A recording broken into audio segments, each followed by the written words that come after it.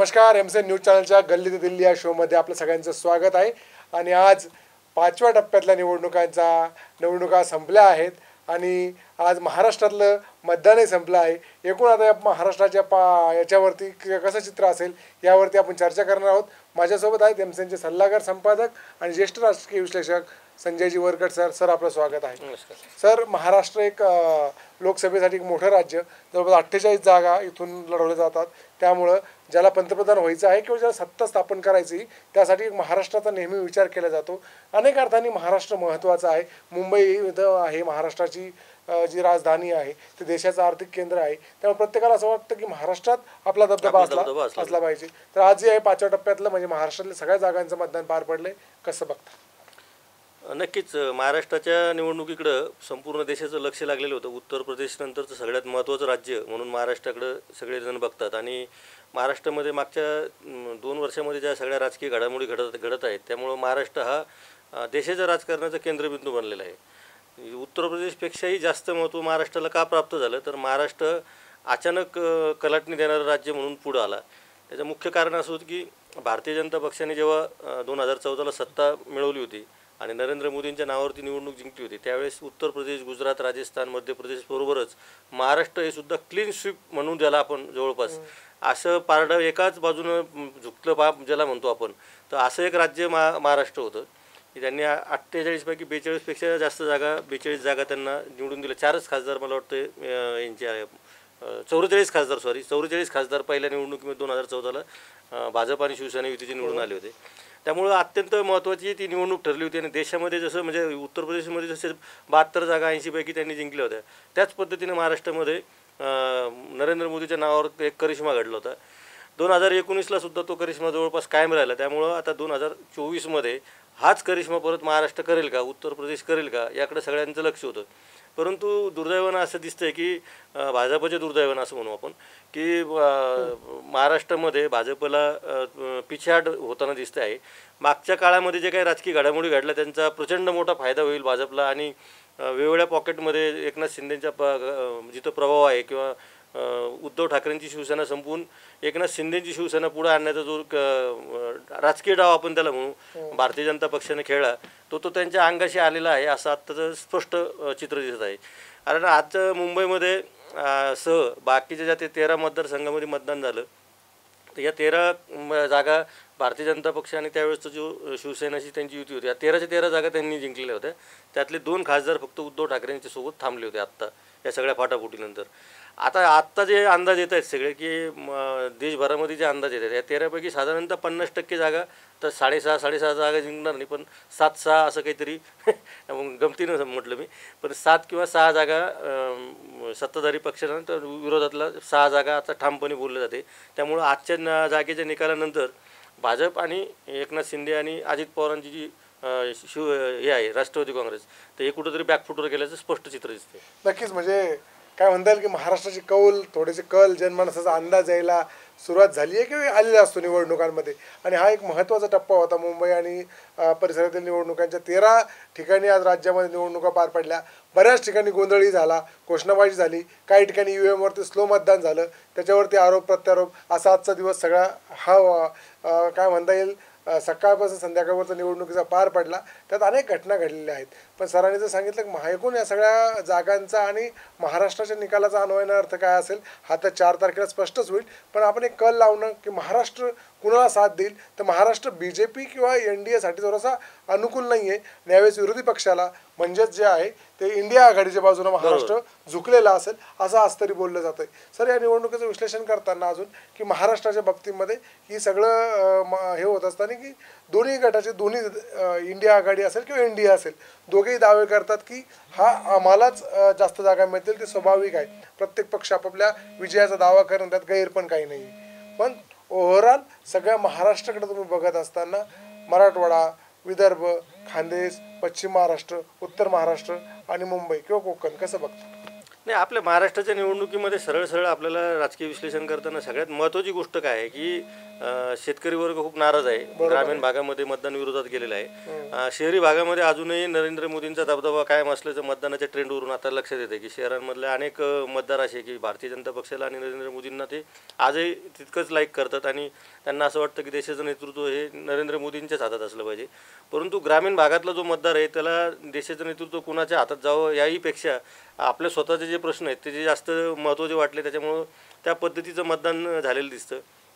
सगळ्यात महत्त्वाचं म्हणजे आपल्याला त्याच्यावर थेट बोलावं लागेल की अजित पवार आणि एकनाथ शिंदे हे दोन नेते ज्यावेळेस भारतीय जनता पक्षासोबत जॉईन झाले त्यावेळेस असं एक चित्र निर्माण करण्यात आलं होतं की एकनाथ शिंदेंच्या सोबत 40-50 आमदार गेल्यामुळं उद्धव ठाकरेंच्या शिवसेनेमध्ये जी त्यांची त्यावेळेची मूळ शिवसेना होती, आता हिला मूळ शिवसेना म्हणतायत निवडणूक आयोगाने ते, तर त्यामध्ये खूप राजकारण झालेलं दिसतं आणि हिंदुत्वाची त्यांनी कास सोडलेली आहे आणि काँग्रेससारख्या पक्षाची हातमिळवणी करून म्हणजे आज एकनाथ शिंदेंचं विधान पण आहे की आजचा दिवस उद्धव ठाकरेंच्या शिवसेनेसाठी काळा दिवस म्हणून आम्ही समजतो, कारण त्यांनी पहिल्यांदा काँग्रेसला मतदान केलं आज आयुष्यामध्ये, असं त्यांनी थेट त्यांच्यावर आरोप केला.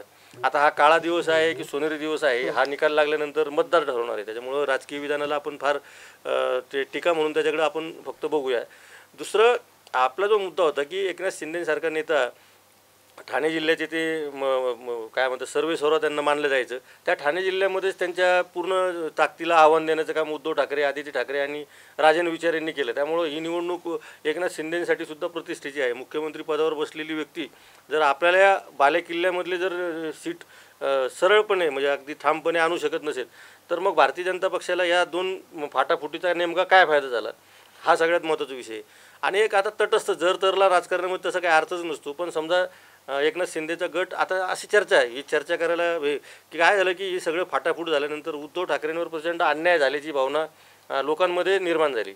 आता याच्यामध्ये काही लोकांना आक्षेप असू शकतो, परंतु जनमानसामध्ये तरी असं की इतक्या सगळ्या लोकांनी साथ सोडली आणि उद्धव ठाकरेंवर अन्याय झाला तर त्याचं कुठंतरी त्यांना फायदा होताना दिसतोय मतदारामध्ये. त्यामुळं उद्धव ठाकरेची जी शिवसेना आहे जी एकनाथ शिंदेंच्या शिवसेनेसोबत लढती मशाल विरुद्ध धनुष्यबाण अशा ठिकाणी सुद्धा साधारणपणे चित्र दिसतंय की उद्धव ठाकरेंच्या शिवसेनेची बाजू ही थोडी वरचढ आहे.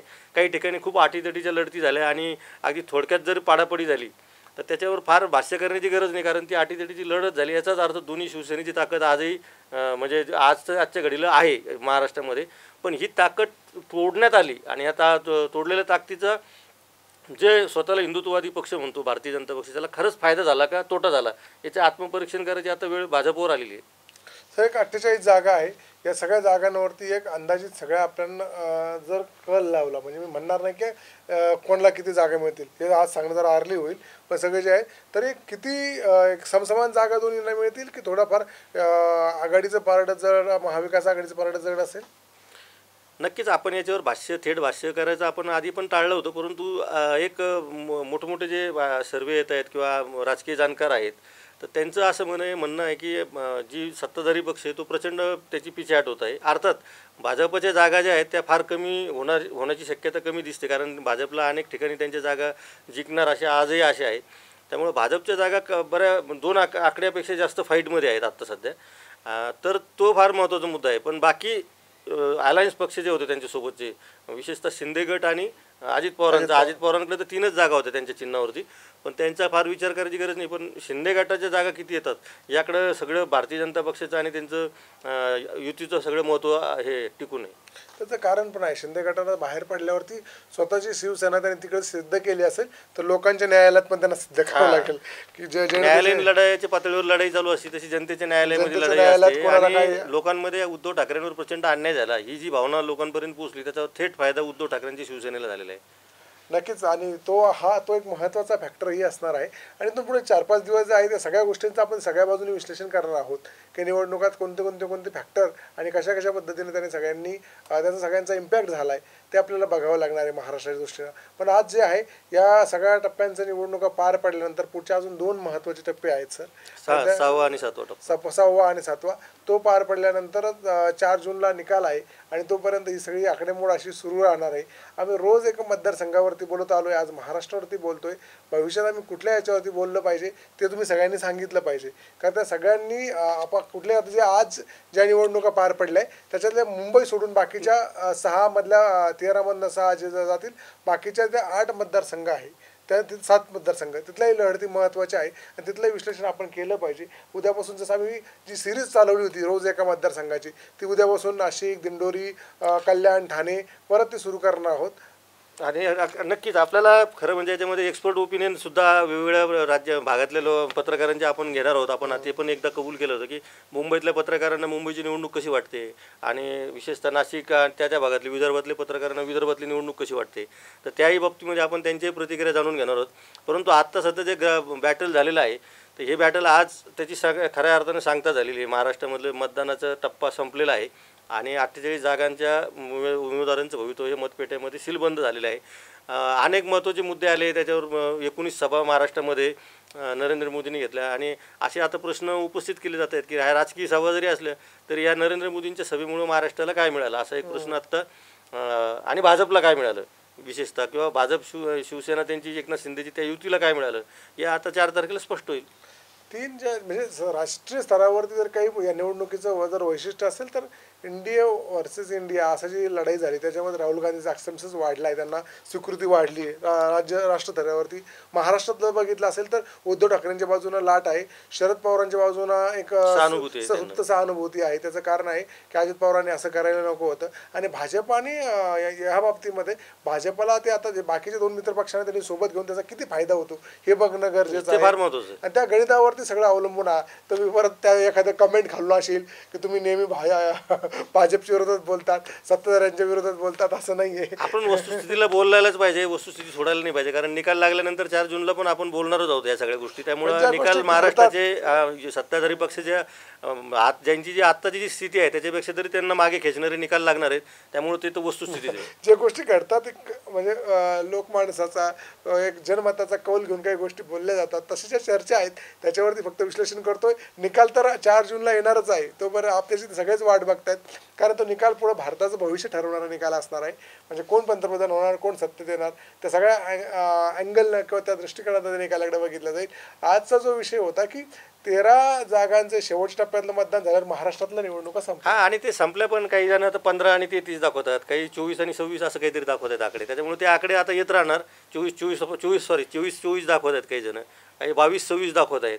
तर आता त्यामुळं ते सगळे गणित चालूच राहणार आणि त्याच्यावर चर्चा होईल. खरं म्हणजे आजच निवडणुकीचा शेवटचा टप्पा संपला, त्यामुळं नेमक्या जागांच्या बाबतीतले नेमके अंदाज आणि शेवटचे 13 मतदारसंघाचे हे जे आजचे शेवटचे निकाल आहेत, आजच्या निकालांची एकूण संख्या लक्षात घेऊन उद्या साधारणपणे टेंटेटिव्ह आपल्याला मान्यवरांसोबत नेमके महाराष्ट्राचे निकाल कसे लागतील त्याच्यावर चर्चा करता येईल. नक्की महाराष्ट्राचा कल कसा असेल वेगवेगळ्या एक्सपर्ट ओपिनियनसह उद्या पुन्हा भेटूयात. आजच्या भागामध्ये आपण आज 13 मतदारसंघातली निवडणूक संपली, महाराष्ट्रातल्या पूर्ण जिल्ह्यातली म्हणजे 48 मतदारसंघातली निवडणूक संपली हे आणि त्यानंतरची काय पार्श्वभूमी हा मांडण्याचा प्रयत्न केला.